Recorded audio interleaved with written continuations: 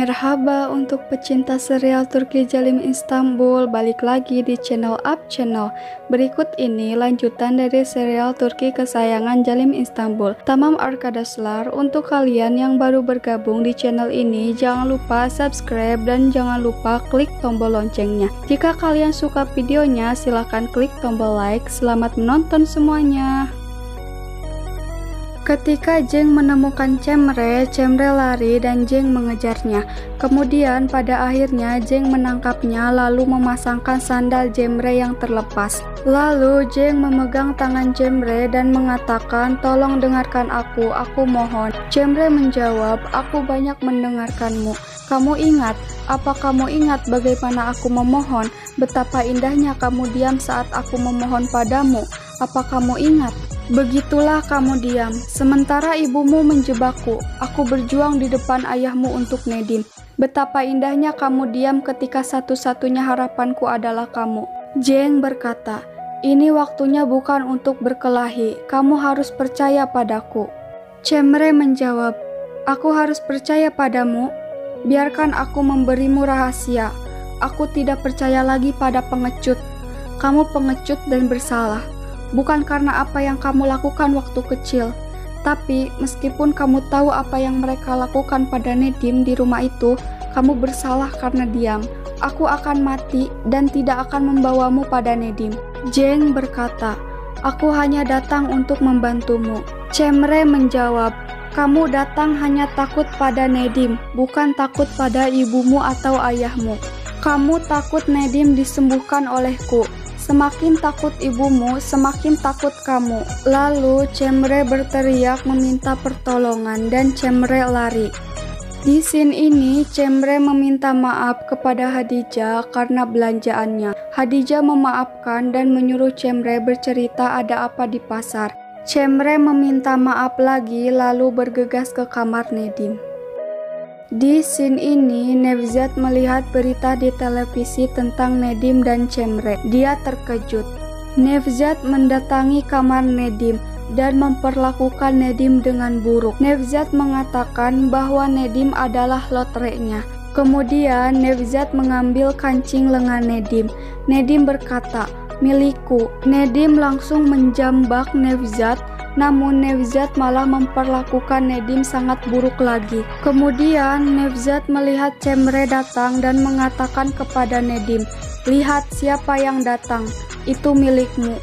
Lalu Cemre datang dan memeluk Nedim. Di luar Nevzat memperhatikannya. Cemre berkata pada Nedim, "Sesuatu yang buruk telah terjadi. Jeng menemukan kita. Rencana kita berubah, ini tempat kecil, mereka bisa menemukan kita." Lalu Nedim memegang tangan Cemre dan berkata, "Jangan takut." Cemre menjawab, "Kamu tidak takut lagi hal itu." Nedim memejamkan mata. Cemre berkata lagi, "Karena kamu tidak bersalah. Maafkan aku Nedim, Jeng bukannya tidak bersalah, tapi kita tidak bisa mempercayainya. Aku tidak akan melepaskan tanganmu Nedim, tidak peduli apa yang mereka lakukan pada kita. Aku tidak akan melepaskanmu. Kita akan melakukannya lagi. Kita akan kabur malam ini." Nedim tersenyum dan memejamkan matanya. Di scene ini, anak buah Sahin menemukan tempat Cemre dan Nedim. Dia bertanya pada Nevzat, "Apa kamu pemilik hostel ini?" Nevzat menjawab, "Apa yang akan kau lakukan padaku?" Lalu anak buah Sahin memberi Nevzat uang dan memerintahkan untuk membakar hostel itu dan menduduhkan semuanya pada Cemre. Lalu Nevzat setuju. Di scene ini Nevzat mempersiapkan semuanya.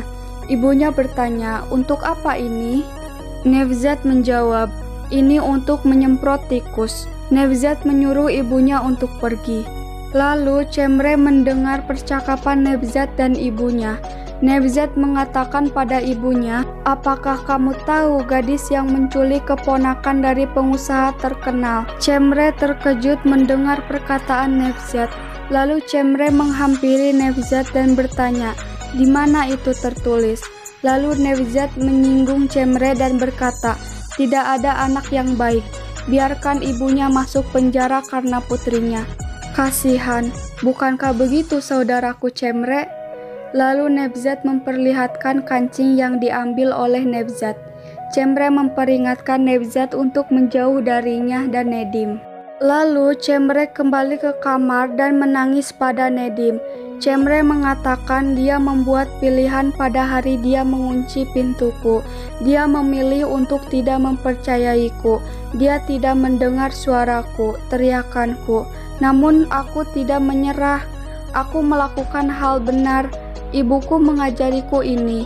Dia adalah ibuku. Aku tidak bisa membiarkan ini. Aku tidak bisa membiarkan ibuku dihukum karenaku. Di scene ini, Nebzat menelepon polisi bahwa Nedim dan Cemre ada di tempatnya. Kemudian Cemre menelepon Ceren. Namun Ceren malah memaki Cemre. Neriman langsung menelepon polisi. Cemre berkata pada Ceren, "Beritahu Tuan Agah dan semua orang aku menyerah. Biarkan mereka membebaskan ibuku. Aku akan menyerah. Tapi aku tidak akan memberikan Nedim padamu." Cemre menutup telepon. Nedim melepaskan tangan Cemre. Cemre berkata, "Aku tidak akan menyerah padamu. Aku tidak akan meninggalkanmu di tangan mereka." Di scene ini, Nedim menghalangi pintu dan berkata, "Tidak." Cemre menjawab Nedim, "Tolong, aku tidak punya pilihan lain. Aku harus menyerah." Nedim berkata, "Kamu memberikan janji." Cemre menjawab, "Aku akan menepati janjiku. Aku tidak akan meninggalkanmu, tapi aku juga tidak akan meninggalkan ibuku." Nedim berkata, "Kamu akan dihukum, Cemre." Cemre menjawab, "Tidak ada yang akan menghukumku. Aku tidak melakukan hal buruk."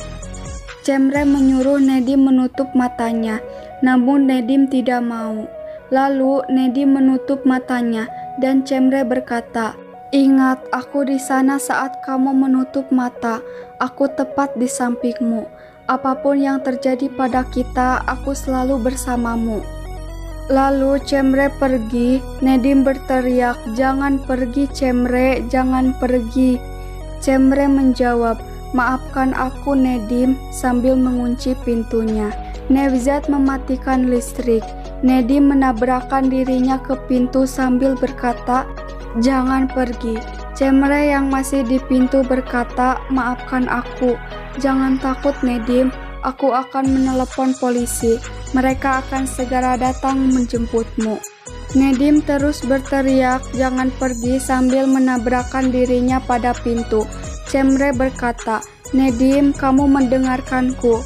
Aku berjanji padamu, kamu akan aman." Lalu Cemre pergi dan berkata, "Maafkan aku." Di scene ini, Jeng melihat polisi dan berlari mengikutinya. Nebzat mulai membakar tempat Nedim. Nedim menjatuhkan diri dari kursi rodanya. Polisi datang ke tempat Nedim, dan Cemre kembali ke tempat Nedim, lalu berteriak, "Nedim!" Namun Nebzat panik dan memberitahu polisi bahwa Cemre menculik dan membakar hostelnya. Polisi langsung menahan Cemre. Cemre berteriak bahwa Nedim ada di dalam. Nedim mendengar suara Cemre lalu berteriak memanggil namanya. Nedim berusaha untuk bangun, namun Nedim pingsan. Cemre dibawa ke mobil polisi. Lalu Jeng datang melihat Cemre. Jeng berlari dan berteriak memanggil Nedim. Jeng langsung memecahkan kaca dan menyelamatkan Nedim. Kemudian Agah datang melihat Jeng menyelamatkan Nedim. Di scene ini, polisi berkata pada Cemre, "Kenapa kamu ingin membunuh Nedim Karacay?" Cemre yang mendengarnya terkejut dan bertanya, "Apakah Nedim mati?" Polisi bertanya lagi, "Dengan siapa kamu melakukan ini?" Lalu Cemre berdiri dan berteriak, "Biarkan aku pergi, aku harus menemui Nedim."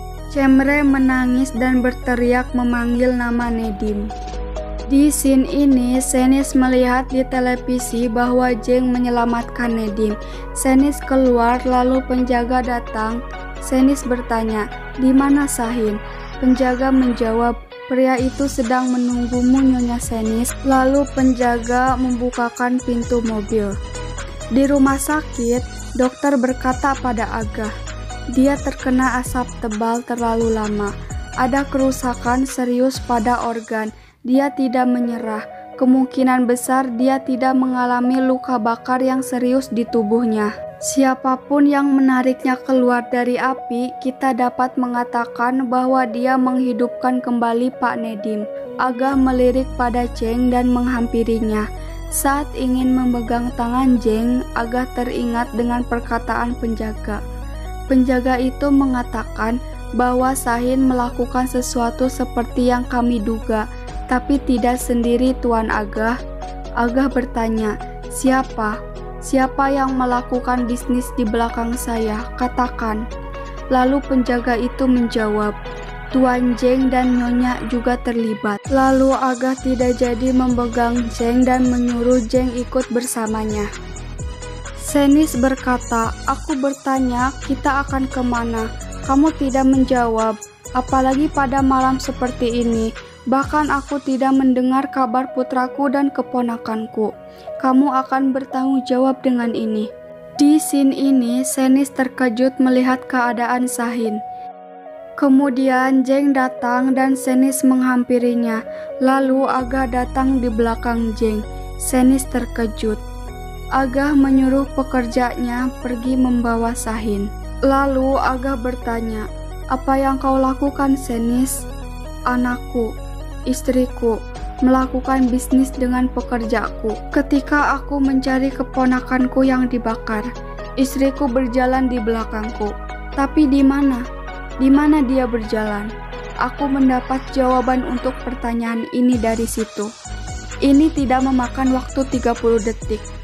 Tapi saya tanya istriku dulu, apa yang dia lakukan di belakangku?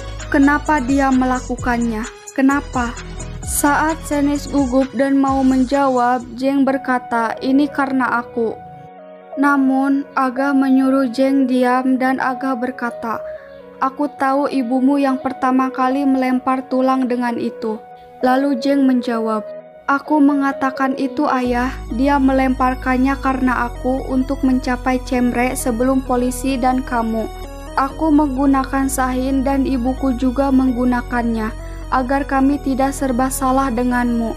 Ayah dan anak menggunakan Sahin. Lalu Agah menjawab sambil mendatangi Jeng, namun dihalangi oleh Senis. Agah menyuruh Senis minggir. Lalu Agah berkata pada Jeng, jika aku tidak melihatmu dalam api itu, jika aku tidak berhutang nyawa untuk keponakanku, ketika aku menangis untuk keponakanku, jika aku tidak takut dengan nyawa anakku, salah satu dari yang lainnya adalah darahku. Jika kamu berjalan di belakangku sekali lagi, kamu bisa membuatku meninggalkan keluarganya. Sambil melihat Senis, lalu Agah pergi. Jeng berkata, aku belum selesai, ada yang ingin aku katakan. Agah berbalik dan melihat Senis dan berkata, aku mendengarkan jika aku ingin mendengarkan. Lalu Agah pergi. Senis menangis dan ingin memeluk Jeng, namun Jeng menolaknya dan berkata, aku belum selesai. Di scene ini, Cemre masuk penjara, sementara Seher dan Jivan bebas. Kemudian Seher melihat Cemre ditangkap polisi di televisi dan berkata, putriku, sambil berteriak memanggil nama Cemre. Evet arkadaşlar, sampai sini saja kelanjutan dari serial Turki Jalim Istanbul. Jangan lupa untuk subscribe dan klik tombol lonceng supaya kalian tidak ketinggalan notifikasi dan video lanjutan terbaru. Kalau kalian suka videonya, silahkan like video ini. Sampai ketemu di video-video selanjutnya. Hoşça kal, hadi bye bye.